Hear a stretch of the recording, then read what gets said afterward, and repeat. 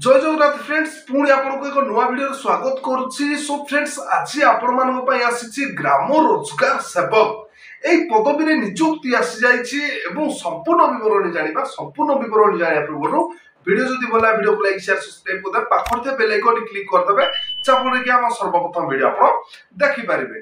सो friends देखंतु screen रे flash जाउछि तार रिक्वायरमेंट टी रहिजिबो ओडिशा ग्राम रोजगार सेवक रिक्वायरमेंट जीआरएस 2024 एवं टाइप ऑफ जॉब रहिजिबो परमानेंट रहिजिबो कैटेगरी रहिजिबो ओडिशा गवर्नमेंट जॉब रहिजिबो कैटेगरी एवं पदवी केउ पदवी देखंतु ग्राम रोजगार सेवक जीआरएस एई पदवी रहि जाइछि एवं आपण मानको नियुक्ति को ऑफलाइन जरिया आवेदन करा पय पड़िबो।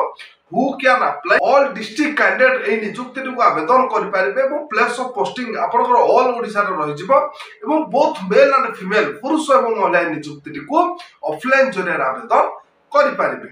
एवं ए पदवी पाई आपनकर शिक्षा योग्यता कोन थिबा दरकार जदि आपण पाखरे +2 शिक्षा योग्यता कंप्लीट रहिछि एवं कंप्यूटर नॉलेज आपण पार शिक्षा योग्यता अछि तबे आपण माने नियुक्ति को ऑफलाइन जरिया आवेदन करि पारिबे। एवं आपनकर बयस जदि 18 रु 40 वर्ष भीतर होइथिबो तबे आपण माने नियुक्ति को आवेदन करि पारिबे एवं एज रिलैक्स रहि जाउछि। ओबीसी स्टूडेंट पाई 3 वर्ष, एससी एसटी पीडब्ल्यूडी पाई 5 वर्ष, एक्स सर्विसमैन पाई 5 वर्ष, पीडब्ल्यूडी प्लस एससी एसटी पाई रहिबो 15 वर्ष। एई सब कैटेगरी कैंडिडेट्स पाई एज रिलैक्स रहि जाउछि। एवं सैलरी आपण को मासिक वेतन मिलि छिबो देखंतु 7000 रु 8500 पर मंथ मासिक वेतन मिलि जिवो एवं आपनकर सिलेक्शन प्रोसेस रहि जिवो आपनकर मार्क बेसिक रे रहि जिवो आपण कोनोसी भी एग्जामिनेशन न देबा पय पड़िबो नै।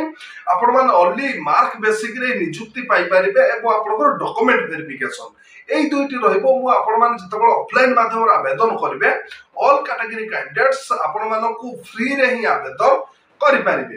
एवं आपनकर इंपोर्टेंट डॉक्यूमेंट कोन दरकार देखंतु स्क्रीन रे फ्लैश जाउछि। फास्ट रहि जिवो आपनकर qualification certificates and certificate include of the date of birth, 2 recent color passport size photograph एवं internship certificate, resident certificate with validation and caste certificate if any experience certificate।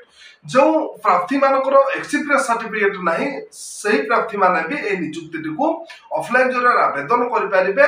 एवं तार screen रे देखंतु important date देखियंतु already started तार 17/9/2024 तार last date रहि जाछि। जो प्रार्थी माने इच्छुक असथि से माने 17/9/2024 पूर्वरु एही जीआरएस नियुक्ति को आपण माने ऑफलाइन माध्यम रे आवेदन करनियंतु एवं आपनकर ऑल सर्टिफिकेट सीवी पास साइज फोटो तार प्रेजेंट एड्रेस रहि जाछि देखंतु द चीफ डेवलपमेंट ऑफिस कम इयो जिला परिषद कोरापुट 8 रहिबो कोरापुट। एई प्रेजेंट एड्रेस रे आपनकर ऑल सर्टिफिकेट सीवी पास साइज फोटो पठै के आपण माने आवेदन करि पारिबे। किबा अधिक तथ्य विवरण जाना पे डिस्क्रिप्शन ता नोटिफिकेशन पीडीएफ लिंक देछि आपण माने विजिट कले अधिक तथ्य विवरण पाई पारिबे।